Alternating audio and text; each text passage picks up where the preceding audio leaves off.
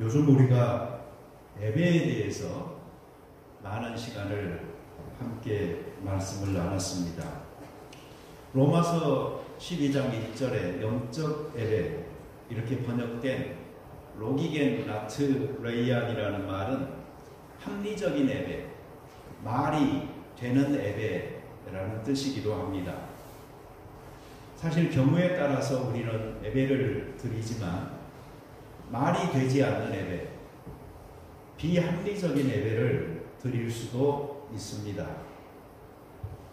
전혀 영적이지 않게 육적인 예배를 드릴 수도 있다라는 말입니다.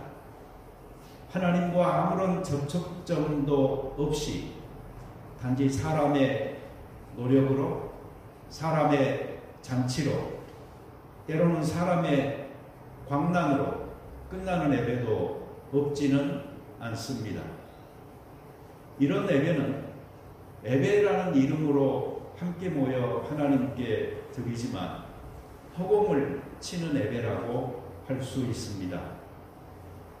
성경에서 신약 예배에 대해서 말할 때 그것은 정해진 시간, 정해진 장소, 정해진 순서를 따라 프로그램을 소화하는 게 아니고 우리 그리스도인들이 생활 속에서 삶으로 예배하는, 그러다 보니까 그 인생 전체가 하나님 앞에 하나의 예배로 드려지는 이런 예배를 이야기하고 있습니다.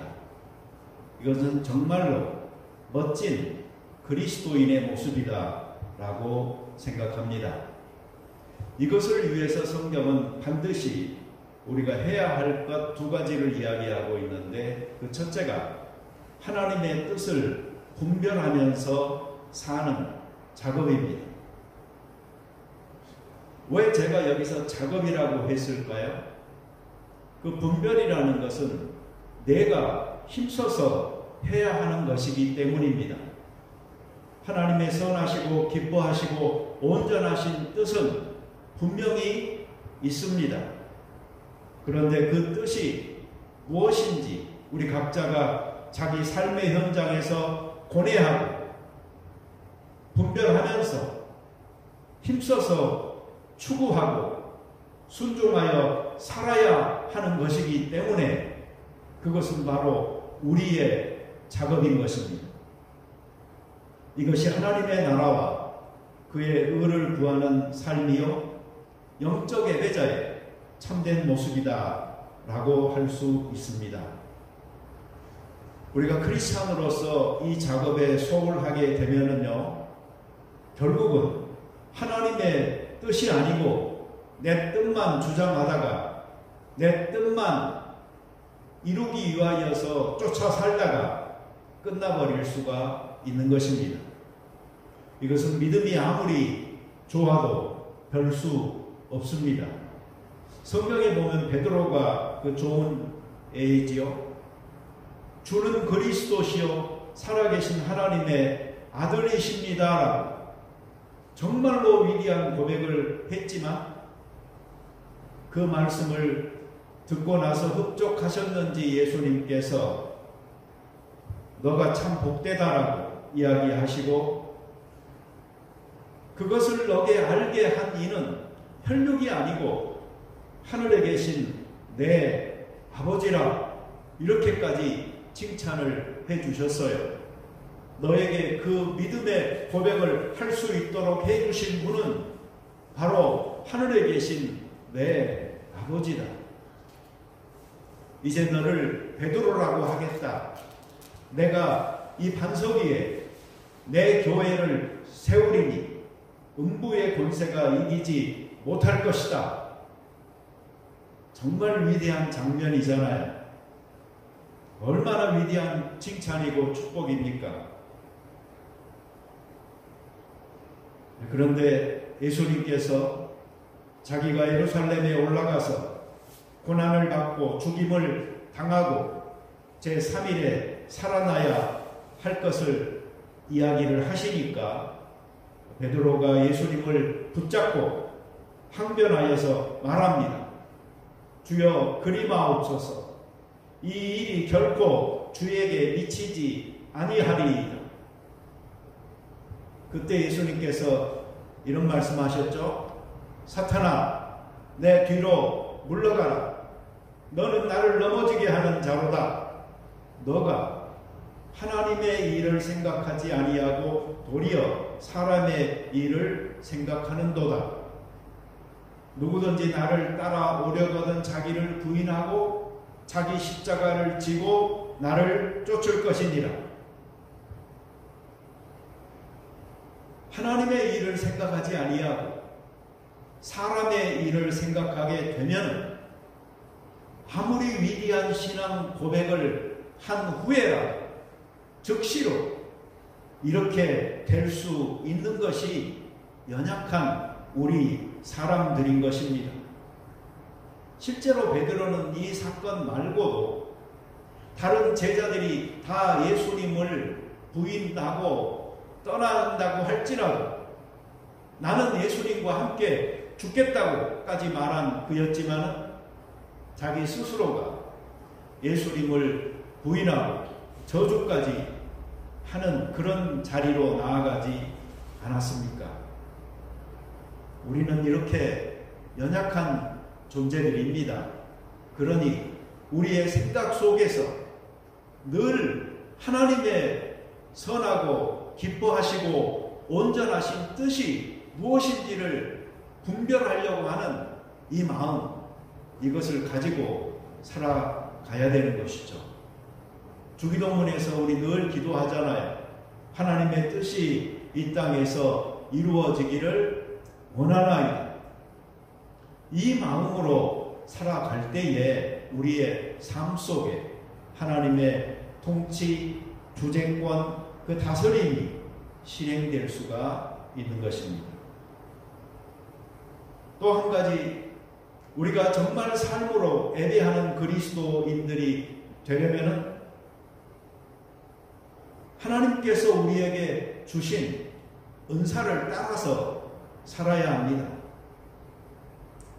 하나님이 주신 은사가 중요한데 이것을 따라서 살지 않으면서 자기 인생 전체가 하나님 앞에 예배로서 드려지기를 원한다는 것은 어불성설, 말이 안 되는 것입니다.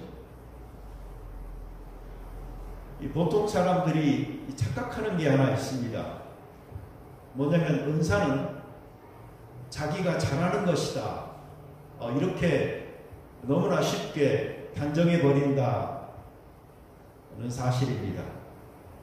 그럴 수도 있지만 저는 동의하기 어렵습니다. 자기가 잘하는 것, 그것은 오히려 재능이라고 부를 만합니다. 물론 재능도 하나님께서 주셨지만 사람들은 이 재능을 어디에 사용하는고 하니 자기를 위하여 사용합니다. 자기의 성공, 자기의 명예, 자기의 출세를 위하여서 이 재능을 10분 발휘하려고 누구나 다 노력하고 있는 것입니다. 그런데 하나님이 주신 이 재능이, 하나님이 주신 은사가 되려면 자기를 위해서 사용하는 것이 아니고 또 그 수준을 넘어서 이웃과 하나님을 위하여 쓰임받는 것이 될 때에 그것이 바로 은사가 되는 것입니다. 그러려면 자기를 위해서 살다가 이웃이 더 소중하고 하나님이 더 소중한 자기 삶의 방향 전환, 그 인생의 목적이 이렇게 승화되어져야지 가능한 것이죠. 근데 이것은 크리스찬으로 거듭나게 되면 가능합니다. 그래서 자기가 가지고 있는 재능이 단순히 내가 잘났기 때문에 갖고 있는 것이 아니고 하나님께서 우리에게 주신 선물이다 생각을 하면서 하나님의 영광을 위하여 쓰임 받기를 원할 때, 그때에 이 재능과 은사가 합하여서 더욱더 빛을 발하게 되는 것입니다. 이 재능이라는 것이 단순히 잘하는 것이면요, 은사는 잘하는 것 플러스 오랫동안 지속할 수 있는 것이라고 저는 생각합니다. 오래 해도 열정이 식지 않고 애착이 가면서 보람도 느끼면서 중단 없이 꾸준하게 할 수 있는 것, 그것은 가히 은사라고 할 만한 것입니다. 이 직업도 단순히 무엇을 잘한다고 되는 게 아니잖아요. 이 꾸준히 경험과 지식을 쌓아가면서 이 봉사하고 사랑하는 마음을 가지며 자기가 즐겁게 할 때 그 분야에서 이 뛰어날 수가 있는 것처럼 단순한 재능이 아니고 하나님의 은사라고 할 수 있을 만한 것은 평생 동안 정말 꾸준하게 자기가 발전하면서 기쁘게 할 수 있는 것이어야 하는 것이죠.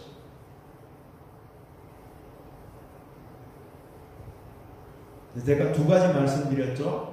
삶의 예배자가 되려면 첫째, 하나님의 뜻을 분별하면서 살아야 된다.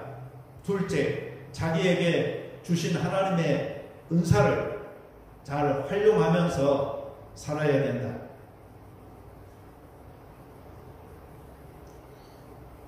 오늘 설교 제목은 이제 시작하는데 무슨 이상 그 시인의 시도 아닌데 암호같죠. 근데 영어로 읽어보면 금방 압니다. 뭐죠? One for all. 그 다음에 all for one. 이게 그 삼총사 모토고요. 신용협동조합 표어예요. 한국말로는 이렇게 보통 해놨더라고요. 만인은 한 사람을 위하여, 한 사람은 만인을 위하여. 이 말이 가장 잘 적용될 수 있는 말이 오늘 우리가 읽은 성경 구절에 나와 있어요. 한 몸, 여러 지체. 이거는 바로 교회된 우리를 설명하는 말이기도 합니다. 이 은사라는 것도 한 몸, 그리고 여러 지체라는 이 원리 안에서 작동하는 것입니다. 그래서 우리 각자가 가진 은사가 만인에게 축복이 될 수 있고 또 만인의 은사가 한 사람에게 축복이 되려고 하면은 이런 일들이 있어야 됩니다. 첫째로 서로 다르지만 서로에 대한 믿음을 기초로 연합되어져야 합니다. 여러분, 우리 이 점을 분명히 합시다. 서로 다릅니다. 사실 교회만큼 하나 되자, 일치, 뭐 이런 말을 많이 사용하는 단체도 없을 거라고 저는 생각합니다. 그런데 성경은 뭐 하나됨, 한몸, 일치, 뭐 이런 것만 말하고 있는 게 아니에요. 성경은 분명하게 다양성 속에서의 하나됨 안에 있는 그 다양함에 대해서 강조하고 있어요. 그래서 이 한 몸과 지체라는 말도 그 중에 하나인 것인데 우리 교회는 조금 보수적이라기보다는 자유로운 영이 살아있는 곳이라서 하나 되는 거 이거보다는 각자 자유인으로 하나님 앞에서 책임 있는 사람으로 쓰고 살아가는 것을 강조하는 그런 분위기가 좀 있어요. 그래서 아마 우리 교회 분들은 이거 잘 아실 거예요. 하나 되려고 하기 전에 우리는 각자 자기 자신이 되어져야 되는 거예요. 만약에 병든 내가 다른 사람들과 합쳐지면 그 몸 전체가 약해지는 거잖아요. 우리의 마음이, 우리의 영이 죽어있는 사람들이 합쳐지잖아요. 그러면 전체가 오염될 수 있는 것이잖아요. 그러니 우리들 각자가 정말 성경적이고 건강한 크리스찬들로 하나님 앞에서 영원히 맑게 세워지는 이 일에 책임있게 신경 써야 하는 것입니다. 우리의 관계는 서로에 대한 믿음을 기초로 하고 있습니다. 서로 믿는 거죠. 제가 자주 말씀드리는 부분이기도 합니다만 이 교회라는 것, 그리고 한몸된 그리스도인이라는 것은 이 안에 한 가지의 믿음이 분명히 존재해야 됩니다. 어떤 상황, 어떤 환경에서도 우리는 서로를 위하는 사람들이다. 절대로 남을 해롭게 하지 않는다 라는 이런 믿음을 가져야 되는 것이고, 또 이런 신용 속에서 이 교회가 이 일들이 이루어지는 것입니다. 교회까지 와서조차도 이 안에 나에게 거짓말하고 자기 이득을 위해서 나를 이용하여 사기치고 나를 쉽게 버리고 배반하고 돈 띄어먹고 이럴 사람들이 여기에 있다라고 생각을 한다면은 이 안에 사랑이나 하나됨이 존재하기가 어렵잖아요. 오히려 조심해야지. 위험한 곳이잖아요. 그러나 교회는 그리스도의 사랑 안에서 하나된 공동체로, 적어도 이 안에 들어온 사람들은 자기 자신의 욕심보다도 공동체의 유익을 위하여, 그리고 무엇보다 그리스도의 존귀케 됨을 위하여 서로가 헌신하며 자기 삶을 살아가는 사람들이다 라는 이런 굳건한 믿음 속에서 존재하는 것이니까 더욱더 서로 위하고 이해하고 사랑하게 되는 것입니다.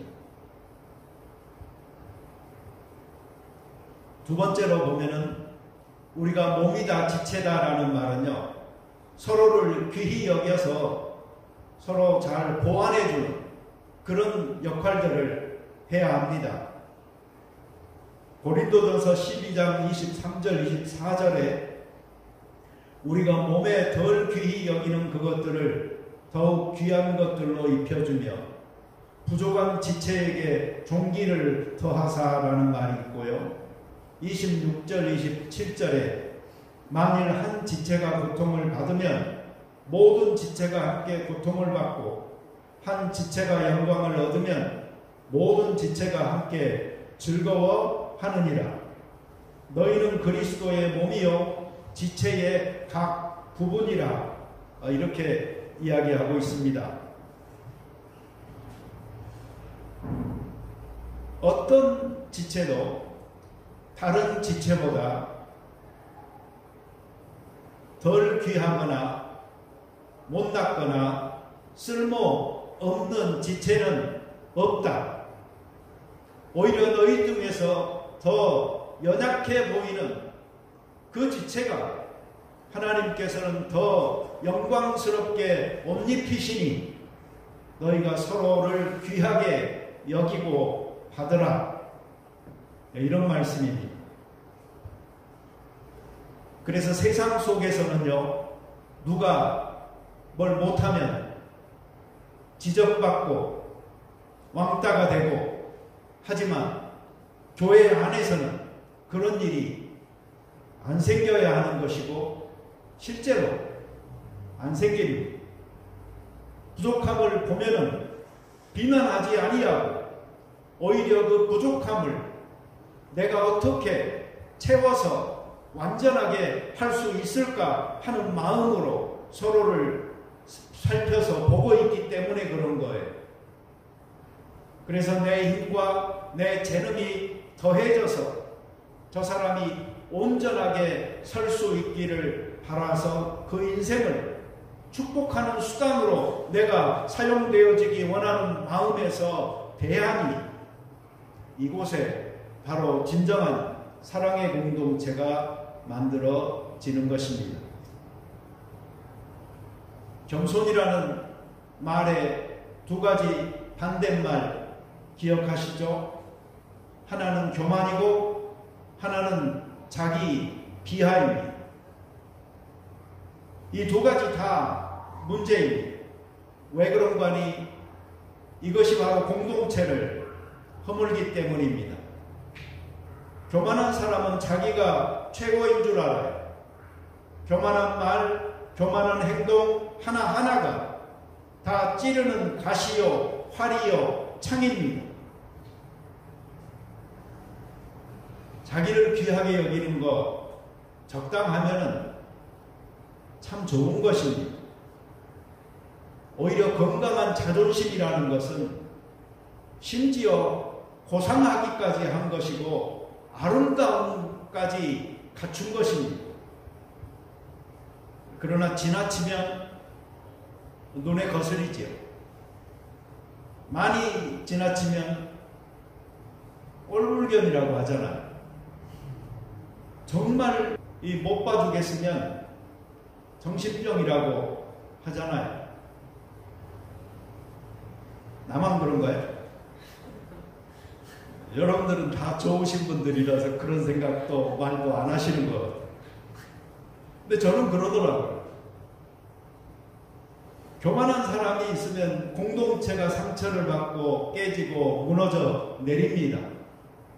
전체의 몸, 교회가 말입니다. 그러니 혹시 여러분들 중에 누가 봐도 나는 교만할 모든 조건을 다 갖춘 사람이야 라고 생각되는 사람이 있더라도 제발 겸손하시기 바랍니다. 우리 교회는 진짜 다들 겸손해요. 왜? 그런 조건을 갖춘 사람들이 없거든요. 다 갖춘 사람이 없어가지고 다 부족해서 다 겸손할 수밖에 없습니다. 겸손한 사람은 오히려 자기를 깨뜨리고 자기를 무너뜨리고 자기가 희생하면서 전체의 몸, 교회를 세우는 것입니다. 반대로 늘 이렇게 생각하는 사람도 문제예요. 나 한 사람쯤 없어도 되지. 내가 뭐라고? 내가 필요하겠어? 아무도 나를 기억하지도 돌보지도 않는데 이렇게 생각하는 사람도 문제예요. 왜 그런가 하니 자기는 교만하지 않으니까 다행이다라고 생각할지 모르지만 교만의 그 정반대편 자기 비하에 스스로 시달리고 있기 때문이에요. 자기 가치를 모르고 자기를 존중하게 여기지 않으니까 안타깝지요. 우리 각자 몸된 교회 안에서 있는 그대로의 내 모습, 그게 겸손인 겁니다. 그대로를 용납하시고 받으시는 하나님 앞에서 예수 그리스도의 사랑을 느끼고 우리가 살아가듯이 이 교회 안에서도 그러한 풍성함이 있었으면 좋겠습니다. 세 번째로 우리가 몸과 지체라는 것은 서로 협력한다. 그래서 성장하고 성숙하고 성화되어서 간다라는 의미입니다. 하나님께서 주신 은혜대로, 내가 받은 은사대로 내 모습 그대로 살아가는 이것이 협력하는 공동체가 되는 지름길인 것입니다. 우리 가끔 하늘에 보면은 기러기들이 날아가잖아요. 그런데 이 V자형 그 배영을 하고 날아가잖아요. 근데 그게 굉장히 과학적이라고 하지 않습니까?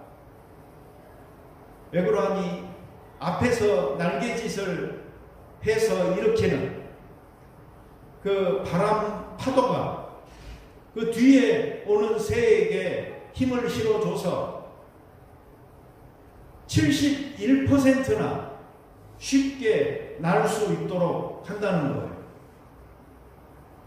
그러니 앞에 있는 새는 힘들지만 그 뒤로 갈수록 힘을 아껴가면서 더 멀리까지 더 오랫동안 날아가는 그 지혜로움이 그 V자 대형이다라고 말을 합니다. 이 기러기들이 날면서 가끔 소리내어서 울어주는 이유도 앞에 있는 새에게 힘내라고 격려하는 것이라고 하고, 또 앞에 있는 새가 지칠 때가 되면 뒤에 있는 새가 앞으로 가서 그 자리를 대신해 날아감으로 이러한 좋은 비행을 할 수 있다라고 합니다. 우리 교회가 공동체로서 한몸됐습니다. 그러니 각자 자유인으로 여러분 자유롭게 그러나 책임있게 행동하시면서 우리가 공동체를 세워나가려면 어떻게 해야 되겠어요? 그것은 개인적으로는 자유인이 되는 게 좋지만 공동체를 위해서는 종된 자유인이 되어져야 되는 것이고, 바로 그때에 우리는 지체와 몸의 이 유기적인 관계 속에서 나도 성장하고 교회도 성장할 수가 있는 것입니다. 하나님께서 우리 교회 안에 이러한 지향을 주신 것을 감사하면서 저는 여러분들 각자가 정말 하나님 앞에서 진정한 영적 자유인으로 자유롭게 사시기를 바라고요. 또 교회로 모였을 때 우리가 종된 자유인으로 그 자유를 뜻깊게 사용함으로 몸된 교회가 성장할 수 있게 되기를 바랍니다. 같이 기도 드리겠습니다. 자비로운 주님 감사합니다. 여러 지체로 우리를 존재하게 하시며 서로 상합하고 연락하여 한 몸을 이루게 하시니 감사를 드립니다. 우리들 각자가 자유인으로 살기를 두려워하지 않도록 도와 주시옵소서. 하나님께서 보여주시는 하나님의 뜻을 찾아 우리들 각자에게 주신 은사를 따라 살아감으로 우리들이 각자 자기의 짐을 지는 사람들 되게 하여 주시옵소서. 또한 이 한몸된 공동체 안에서 서로가 사랑하면서 짐을 져주는 이 종된 모습으로 같이 성장해 나가는 교회가 되게 하여 주옵소서. 예수님의 이름으로 기도드립니다. 아멘.